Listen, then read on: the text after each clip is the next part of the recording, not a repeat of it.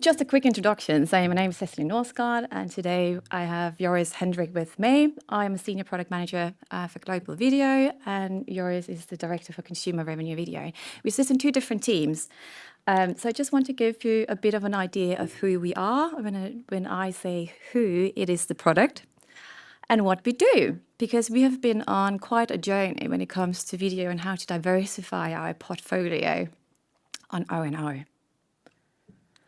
The journey started many years ago, of course, where we were called Conde Nast Entertainment, and Conde Nast Entertainment were a separate business sitting within the business. We were a bit of an in-house central video production team. We also were central video programming. We also did a lot of YouTube. The strategy was actually YouTube first for many, many, many years. We were really good at it. So good that we almost could call ourselves an in-house YouTube agency. At that time, we also had an excellent revenue share model with YouTube, but time has changed. We also did a lot of video syndicating. We still do, but in a different way. When it comes to product also sat under Conde Nast Entertainment as a separate unit, looking at video across all our titles and brand, but sitting with it, Conde Nast Entertainment. Today, it looks a bit different because we don't have Conde Nast Entertainment in the way it were before. Now video sits within each brand, which gives the brand like the portfolio in its entirety, where they have the responsibility of the video production, the video content, and how to add it onto their broader editorial strategy. With that, we also have a better opportunity to leverage our content on O&O, since our focus has changed quite a bit. We still do a lot of YouTube, but today we also do a lot of other things besides YouTube, and in particular on owned and operated sites, which is something I'm going to talk more about today. From a product side, video product also moved away from Conde Nast Entertainment and into the bigger organization of global products sitting under our technology organization charge. Some of the challenges we had and still have, I think, is something you probably have seen before. It's not new. It is the declining CPMs for pre-roll, both on O&O, but basically everywhere, and also how to monetize vertical video. Of course, we can monetize vertical video today with horizontal pre-rolls, but that's a bit of a legacy thing. So we're still looking for how to actually fully use the vertical first format on mobile in a more exciting way for advertisers. Some of the opportunities we see today, but also before, are how to scale our integrated platforms. We are looking very much into consolidating data, and we have been doing that for a long time, and we are starting to see some of the fruit from that today, which is super exciting. We have built some amazing internal dashboards for our editors to use so they can see what kind of player to use and where to add it. We are looking very much into vertical experience and how to monetize that, which is also something Joris is going to talk about a bit later. Post-premiere experience on TikTok is something that's quite exciting, sitting off O&O, but we are very much looking into how to bundle that up to O&O packages as well, just diversify the portfolio again. We are very much also scaling live stream. A huge thing for us the last, I would say, 4 years have been live streaming our tentpole events. It's been a great success. It's super exciting, and we are also trying to scale that even further. And with that, there also comes new commercial opportunities with new forms of video, for example, but specific and special sponsorships. But I think for this presentation and for this journey, I do want to talk a lot about how we are repurposing our assets, because this is our mantra this year, and it's also going to be for the next year, because we sit on a pot of gold, if I have to say it ourselves. We have been doing video for many years. We have over 200,000 video assets in various forms and sizes. So for us, we want to figure out how we can leverage that and how we can diversify our revenue strategy with some of the material we already have, including the new, of course. And by that, I do want to chat a bit about what I will say one of the unsung heroes we have within the video product team, and that is our video CMS. It is a CMS we have built in-house. We have been building on it for many years. It is a full video distribution platform. I will almost call it a one-stop shop for everything video. You can upload videos, you can edit, you can add pre-rolls in here, you can add the metadata, and most important of all, you can add endpoints. So this specific tool, you can schedule every single video and send it off to the different distribution points we have added. So right now we both have YouTube, Facebook, TikTok, OTT partners, everything in here. So for our video ops team, they only have to log into one specific CMS, and then from there they can do the entire programming. We of course also have O&O platforms integrated, so all our editors can easily go find our video assets and add it to their publishing platforms. They can do that by search or by ID or other interesting things we are having coming for our 25 roadmap. We are also fully integrated with GAM, of course, so our ads team can target quite specifically the videos they need to target, both from our metadata, but also from sizes, from aspect ratio, and also for how long the video is or where it sits. And most important of all, everything is important, but the tracking here is quite extraordinary because we have built a very, very exciting tracking system for engagement and how it works. All of that sits in the CMS.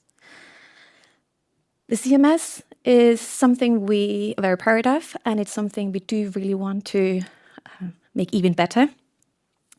Therefore, we have a full list of things we are doing right now and things we are going to do next year. So we are going to enhance search because, again, it's a CMS, it's a video library. We have so many great assets. We have incredibly interviews. We have a lot of celebrities in there. We have, like, again, assets we have been using for many years, but sometimes been forgotten, either because it's been tagged incorrectly or wrong title and not easy to find in our library.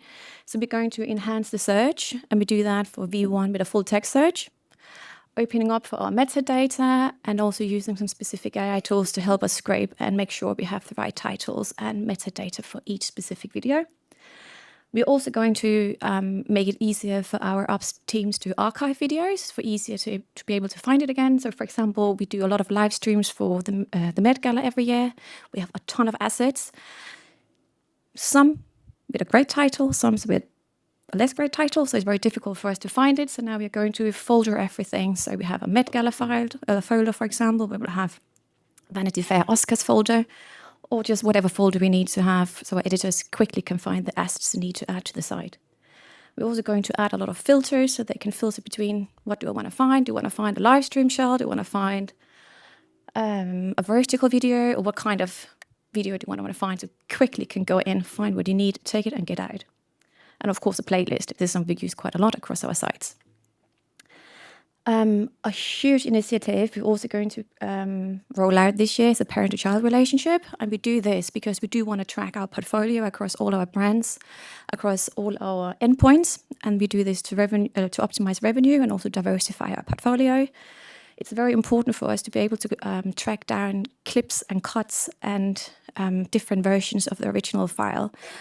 We have it in a very simple form today, but we are going to enhance it a lot. And with this, we're also going to use a lot of different AI technology. We are adding even more social endpoints to our admin because we do, again, want to have it as a one-stop shop for everything, where it's an asset finder and it's a distribution center. Right now, we have just been adding TikTok, which is something we have been testing for quite some time, as it's been a quite difficult integration when it comes to open APIs and workflows, but we are there and it seems to work really well. And we're also going to leverage our workflow and our tools we provide to our editorial suite because we do want to make sure that they know what we have sitting in our video library and how to utilize it and enhance it across our sites. And all of this is something we do because we do want to make sure that we can repurpose the assets we already have in our admin. And everything in our admin, again, is connected to our publishing sites. And just to give you an idea of also what we do, because the CMS sits, of course, behind the scene. This is something most people don't know too much about. And what people often see when they come to our site is the players, and that's the players we have created. Everything you see on Conde Nast when it comes to video is an in-house product, almost. And every player we have is dedicated for a specific purpose. We have a player for every single video type we want to promote across our site, just again to diversify our portfolio, and also for our commercial teams to be able to target specific videos and specific players for different eyes. The page you see here is a dedicated watch page. It's a video page alone. This is where you can come and watch endless videos. We have a recommendation unit sitting at the side. They will either, if you're starting to watching a specific video, it will give you back a lot of the same content. Probably nothing new, but it works really well. In this player here, we also have a full transcript of the video because we do want to be compliant with our readers. And we also have closed captions. We have closed captions across our site, but in here you can find everything. This is, again, the most specific video page, but you will find video across our entire site, all our sites.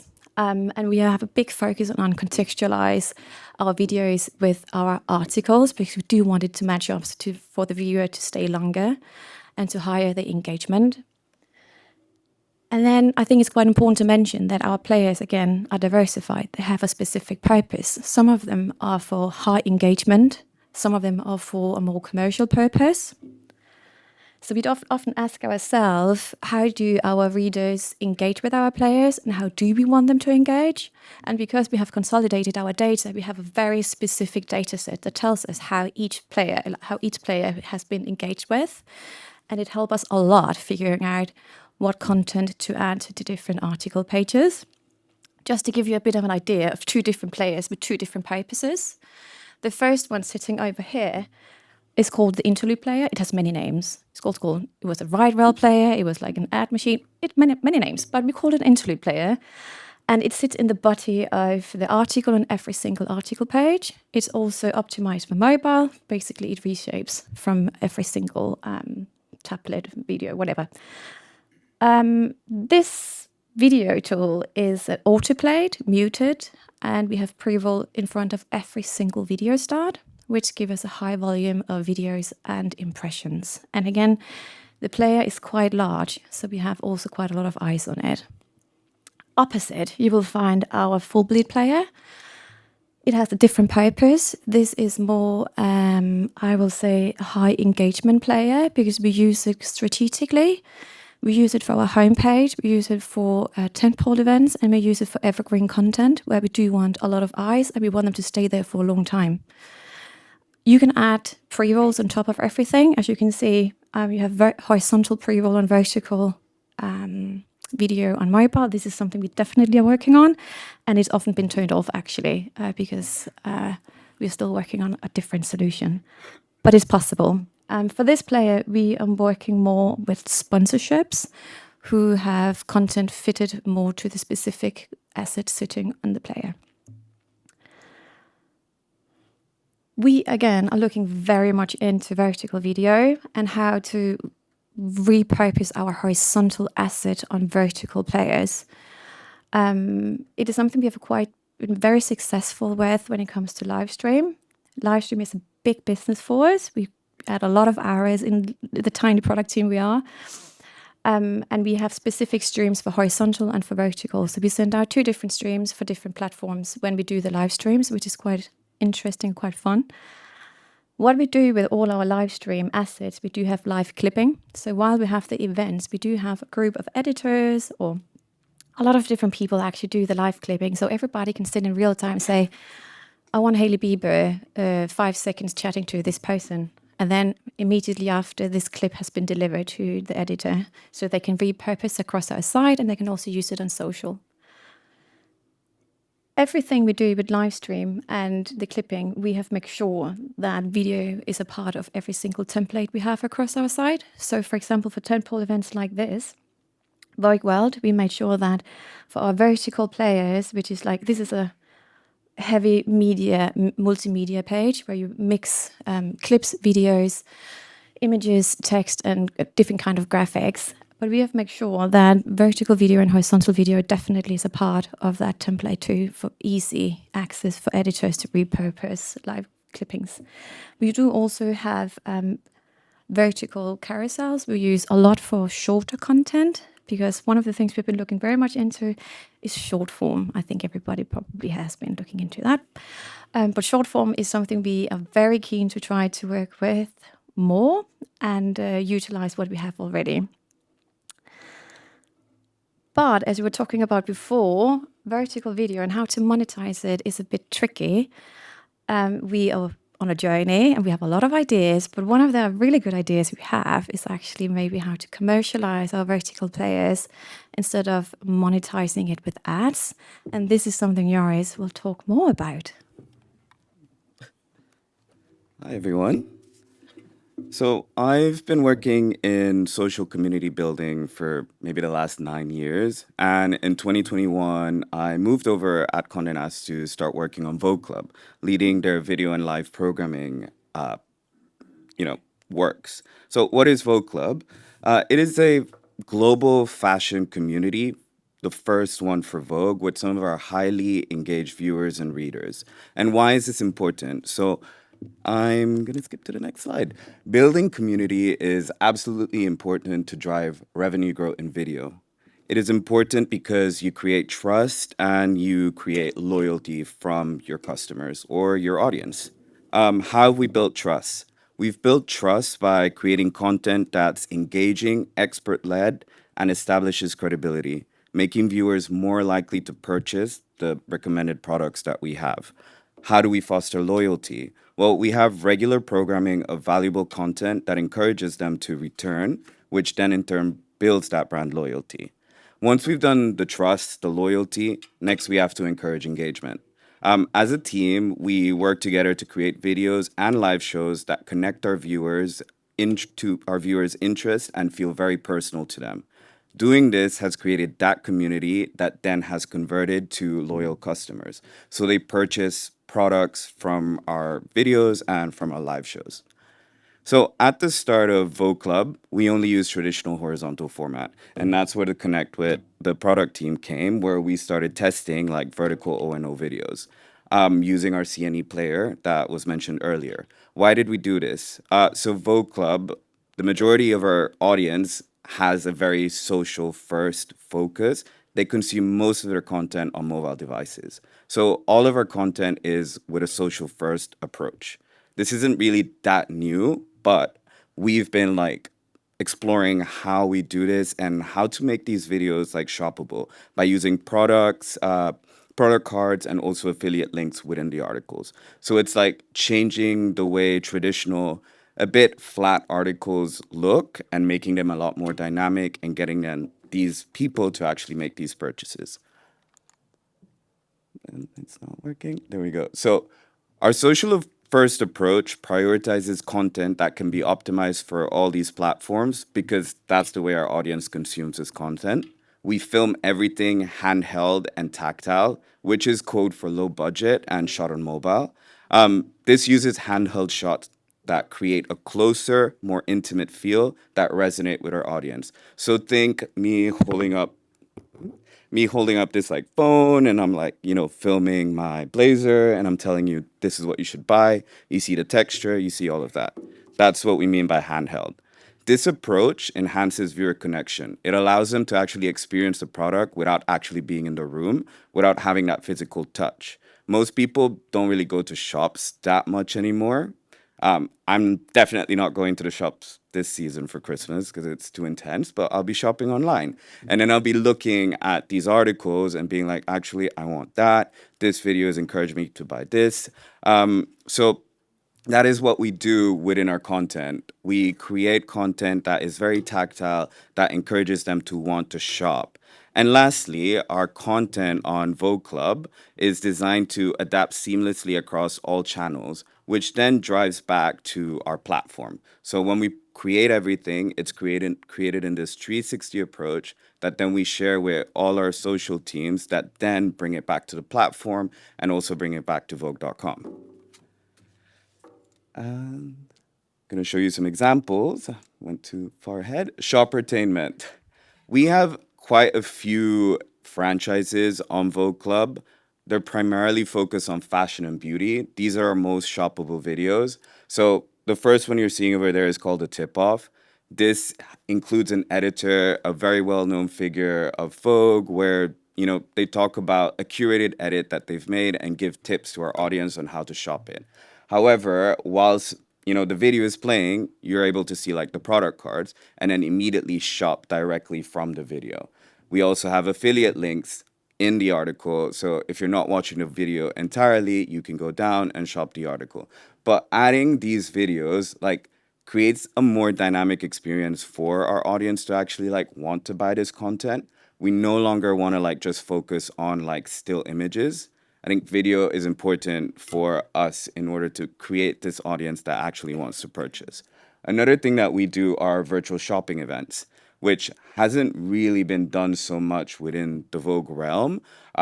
In Vogue Club, we use it as a place to experiment, and it's been a place where we've experimented with things like, beauty hall and like fashion shows where people can actually like meet a designer or meet a founder of a skincare brand and then understand what these like products are made of and then shop it directly from there. So, let's say our beauty editor will go on screen and then test out like a drunk elephant serum and pour it on their hand. They're putting it close to the camera. They're testing it, and our audience engages in that and then actually shops. And then they talk together and share their purchases online after, encouraging more loyalty. Moving on to our case study, which is, I'm not going to lie, it's kind of very simple. Vogue's Guide to Buying an Investment Handbag You'll Love Forever. It's a really good headline. It demonstrates the enduring appeal of evergreen content for us. We made this in 2022 with one of our like most well-known like editors, Sarah Harris. She went through a list of maybe like 7 ways on how to buy a bag. She gave like, examples of these bags to buy. We had like some shopping carts in the article, etc. But why is this one of our like top performing stories every year or videos? And it still keeps building up. It's because it's educational and entertaining. It has authority. She's an authority figure. She's giving this like, essence of this is how you need to buy the bag. The headline is engaging. It is also data driven. We work with our data teams and collaborate with our commerce teams to actually understand what's going to work, and then that influences our video content. And then this can easily be repurposed for all social platforms, and including TikTok and Instagram, where it work really well.